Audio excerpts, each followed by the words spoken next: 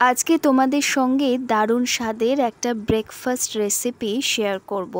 যদিও ব্রেকফাস্ট বলে হয়তো ভুলই করলাম, এটা লাঞ্চে ডিনারে যে কোনো সময় চটজলদি করে ফেলতে পারো। হাতের সামনে যদি একটু ভেজিটেবল থাকে তাহলেই ভাতের সঙ্গে মিশিয়ে বানিয়ে ফেলতে পারবে একেবারে ঘরোয়া উপায়ে আলু দিয়ে ফ্রাইড রাইস, যেটা কিন্তু বাচ্চাদের টিফিনে সহজেই দিতে পারবে। তার জন্য সাদা তেলের মধ্যে দিয়ে দিয়েছি পেঁয়াজ কুচি, রসুন কুচি, আর আমার কাছে ছিল গাজর আর বিনস। তোমরা চাইলে ফুলকপি, বাঁধাকপি আরও অনেক কিছু সবজি দিতে পারো। আর আলুটাকে একটু ডুমো ডুমো করে কেটে নিয়েছিলাম।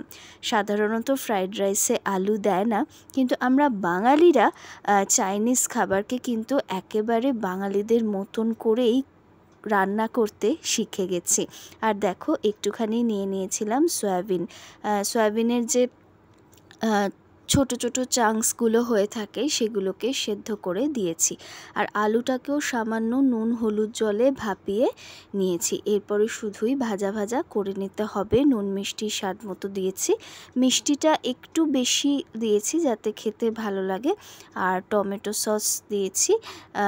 এটা বাচ্চাদের কিন্তু ভীষণ ভালো একটা খাবার। যে সমস্ত বাচ্চারা ভেজিটেবল খেতে পছন্দ করে না তাদের জন্য কিন্তু এটা একটা অসাধারণ ব্রেকফাস্ট বা টিফিন রেসিপি। এরপরে ঝরঝরে ভাত দিয়ে দিয়েছি। তোমরা চাইলে এর মধ্যে চিকেন, পনির সবই অ্যাড করতে পারো।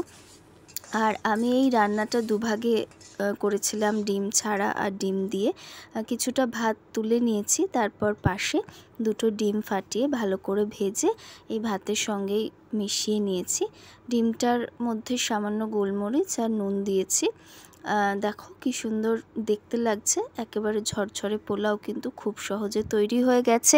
তোমরা কোথা থেকে আমার এই ভিডিও দেখছো আমাকে কিন্তু অবশ্যই কমেন্ট করে জানাবে।